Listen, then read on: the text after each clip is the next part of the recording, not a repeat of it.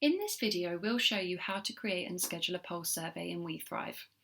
Before scheduling your survey, make sure your people data has been added to WeThrive and is up to date. If you haven't added your people data yet, take a look at our Help Centre for more information on adding people data. Once you're ready to create and schedule a pulse survey, click on Surveys in the main menu. Click New Survey. There are two options here: to schedule a WeThrive survey, which uses our standard question set and allows you to add your own custom questions to the end of the survey, or to schedule a pulse survey, which allows you to create your own survey from scratch. If your account is for pulse surveys only, the WeThrive survey won't be available. But to schedule a pulse survey, select the pulse option. Enter your survey details, including a survey name, for example, Pulse Survey 2020. Enter a start date and start time for when you'd like the survey to be sent to your employees. Next, from the duration drop-down menu, select how long you'd like to keep the survey open for.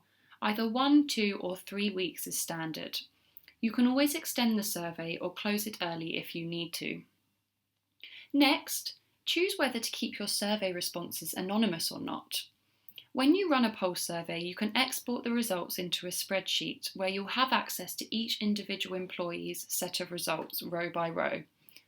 Also included will be any employee details you added to the system when uploading your people data, for example, their team, location, department, etc.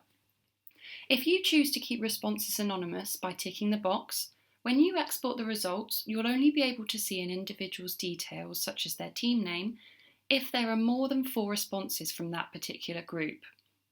If there are less than 4 completions in that group, the field will show with the word anon, and you won't be able to see which group that response belongs to. Let's look at a quick example.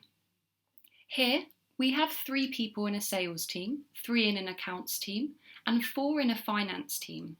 Because there's less than 4 completions in accounts and sales, their team name will be replaced with anon.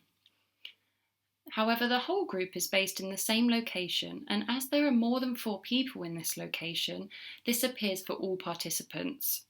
If you choose to run the survey non-anonymously by leaving the box unticked, you'll be able to see each employee's name against their results, along with their different segments, including their team, location, etc. Here's an example of how the results would look for a non-anonymous pulse survey. Here you can see the respondent's name, plus their team name is visible. Next, choose which automated email notifications to include. We have 3 types of email notification, including a warm-up email, which sets the reasoning behind the survey, auto reminders, this sends 3 reminders throughout the survey, and a thank you email, which is sent to employees when they complete the survey. All 3 of these email notifications can be customised, and you can edit the subject line and text included in each, and we'll show you how to do this later on. But for now, select which notifications you'd like to include. This can be changed later on as well if you wish. We do recommend including the auto reminders, as these are useful in encouraging staff to take part. Now, click Next Custom Questions to move on to the next stage. Here is where you can create your survey and add your questions. Remember, you've already uploaded your employee data, so you don't need to ask your employees any questions about which team they work in, which location, which department, etc. In the box on the left, you will find a list of your existing custom questions if you've set any up already. You can add these to the survey using the plus icon next to each one. They will then appear in the box on the right and will be added to the survey in the order they appear. You can also create new questions by clicking the Add New Question button. Select which type of question to add, either free text or using our 0 to 10 sliding scale. Enter your question in the box, for example, I'm happy working from home. For sliding scale questions, you can replace our existing labels of never, sometimes, always, or leave them as they are. Here we will replace the labels with strongly disagree for the bottom end of the scale, a dash in the middle of the scale, and strongly agree for the top end of the scale. When you export the results, you will receive numerical scores of 0 to 10 for these sliding scale questions.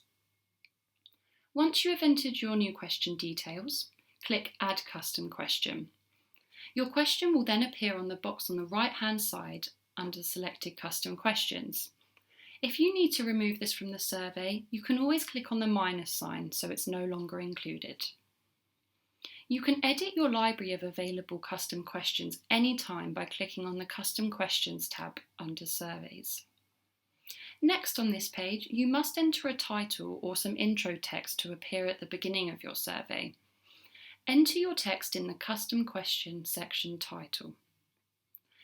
Click Next, select People to move on to selecting who to include in the survey. Either click Select All to add everyone to the survey, or manually tick each individual you want to send the survey to. You can also use the filters to find and select employees in a particular group. You may want to do this if you only want to send the survey to one team or location or department, etc. Now, click Review and Send Survey to proceed to the final page of the survey setup. This final page is where you can review your survey settings and make final edits.